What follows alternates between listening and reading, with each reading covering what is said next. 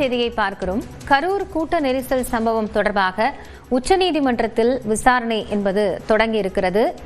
ஒரு நபர் ஆணையத்திற்கு விதிக்கப்பட்ட தடையை நீக்க வேண்டும் என்ற கோரிக்கை இதில் தமிழ்நாடு அரசு தரப்பிலிருந்து முன்வைக்கப்பட்டிருக்கிறது. எதிர்காலத்தில் கூட்டங்களை நடத்துவதற்கான விதிமுறைகளை வகுப்பதற்காகவே ஆணையம் அமைக்கப்பட்டது என்றும் தமிழ்நாடு அரசு தரப்பிலிருந்து தெரிவிக்கப்பட்டிருக்கிறது.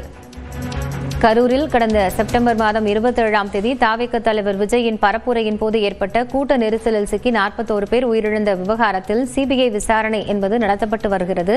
இந்த நிலையில் தற்போது உச்சநீதிமன்றத்தில் இதுகுறித்த விசாரணை தொடங்கியிருக்கிறது. அதில் தமிழ்நாடு அரசு தரப்பிலிருந்து வாதங்கள் முன்வைக்கப்பட்டு வருகின்றன.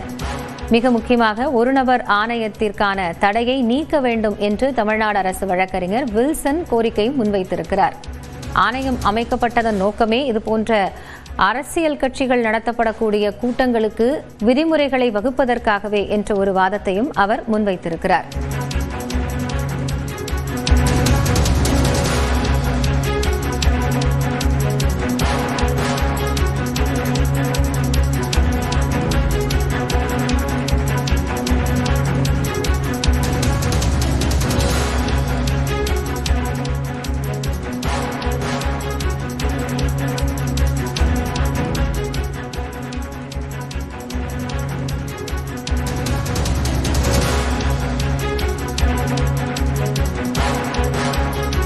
கரூர் கூட்ட நெரிசல் வழக்கில் உச்சநீதிமன்றத்தில் விசாரணை தொடங்கி இருக்கக்கூடிய நிலையில் உயர்நீதிமன்ற பதிவாளரையும் சேர்க்க வேண்டும் என்று உச்சநீதிமன்றம் தெரிவித்திருக்கிறது. முன்னதாக தமிழ்நாடு அரசு தரப்பிலிருந்து வாதங்களும் முன்வைக்கப்பட்டன. கூடுதல் தகவல்களோடு செய்தியாளர் அபினேஷ் இணைந்திருக்கிறார். அவரிடம் பேசலாம்.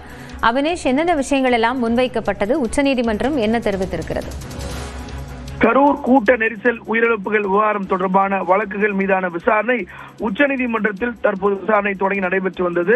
தமிழ்நாடு அரசின் தரப்பில் ஆஜரான வழக்கறிஞர் வில்சன் தனி நீதிபதி ஆணையத்திற்கு விதித்த தடையை நீக்க வேண்டும் என்ற வாதத்தை முன்வைத்தார். அதே போல எதிர்காலத்தில் கூட்டங்கள் நடத்த விதிமுறைகளை வகுப்பதற்கும் நிவாரணம் பரிந்துரைக்கவும் ஆணையம் அமைக்கப்பட்டது என்றும் தமிழ்நாடு அரசு தரப்பில் மூத்த வழக்கறிஞர் சித்தார்த் ருத்ரா தற்போது அந்த வாதங்களையும் முன்வைத்து வந்தார். குறிப்பாக ஆணையத்திற்கு தடை விதிக்க வேண்டும் என்று மனுதாரர்கள் கோரிக்கை வைக்காத நிலையில் தடை விதிக்கப்பட்டுள்ளதாகவும் அவர் தன்னுடைய வாதத்தை முன்வைத்தார். எனவே தடையை நீக்க வேண்டும் என்றும் நீதிபதியிடம் கோரிக்கை வைக்கப்பட்டது. நீதிபதி ஜே.கே. மகேஸ்வரி தலைமையிலான அமர்வு இந்த விசாரணை என்பது நடைபெற்று வந்தது. இதுல மிக முக்கியமான தாவேகா தரப்புல இந்த விவகாரத்தில் கடந்த முறை நீதிமன்றம் 8 வாரத்தில் நிலை அறிக்கையை தாக்கல் செய்ய வேண்டும் என்று கூறியது. சென்னை உயர்நீதிமன்றமும் பதிவாளர் தரப்பிலும் பதிலளிக்க கூறியது.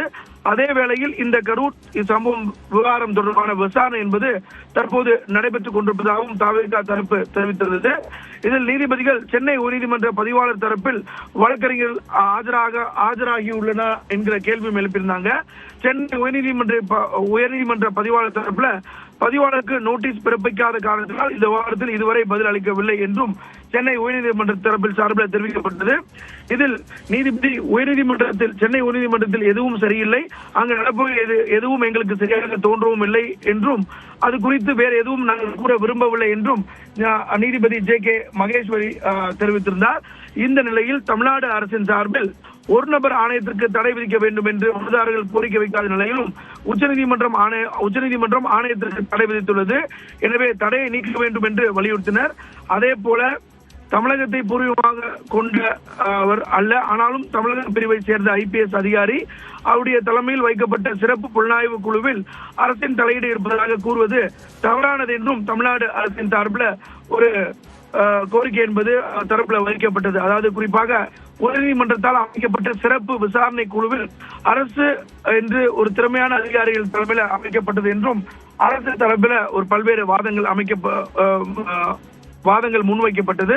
குறிப்பாக சென்னை உயர்நீதிமன்றம் தரப்பில் தற்போதைய விசாரணை குறித்த அறிக்கை தாக்கல் செய்தால் அதனை தங்களுக்குள் வழங்க வேண்டும் என்றும் தமிழ்நாடு வலியுறுத்தியது.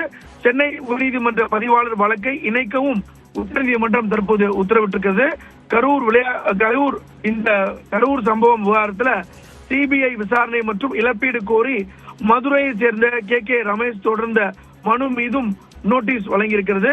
வழக்கு தற்போது தேதி குறிப்பிடாமல் ஒத்திவைக்கப்பட்டிருக்கிற நிலையில நோட்டீஸ் அனுப்பிய வழக்கில் தமிழ்நாடு அரசு பதில் மனு தாக்கல் செய்யவும் நீதிபதி உத்தரவிட்டிருக்கிறார்.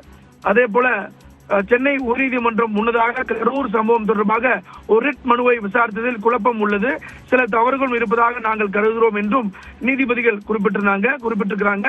குறிப்பாக உயர்நீதிமன்ற விசாரணை நடைமுறையில் உள்ள தவறுகள் உள்ளது என்றும் கருதுவதாகவும், ஏற்கனவே மதுரை உயர்நீதிமன்ற கிளை விசாரணை நடத்தி வரக்கூடிய நிலையில் சென்னை உயர்நீதிமன்ற பிரதான அமர்வு எவ்வாறு கரூர் தொடர்பான இந்த வழக்கை விசாரணைக்கு எடுத்தது என்பது தொடர்பான அறிக்கையையும் உயர்நீதிமன்ற பதிவாளர் தாக்கல் செய்த பின்பு அது குறித்து விவாதிக்கலாம் என்றும் நீதிபதி தெரிவித்தனர். எனவே சென்னை உயர்நீதிமன்ற பதிவாளருக்கு அறிக்கையை சமர்ப்பிப்பது தொடர்பான நோட்டீஸை பிறப்பிப்பதாகவும் நீதிபதிகள் உத்தரவிட்டனர். மேலும் சென்னை உயர்நீதிமன்ற பதிவாளர் தாக்கல் செய்யும் அறிக்கையை அனைத்து தரப்புக்கும் வழங்கவும் நீதிபதிகள் உத்தரவிட்டிருக்கிறாங்க. காயத்ரி, நன்றி அபினேஷ், இது குறித்த கூடுதல் தகவல்களுக்காக.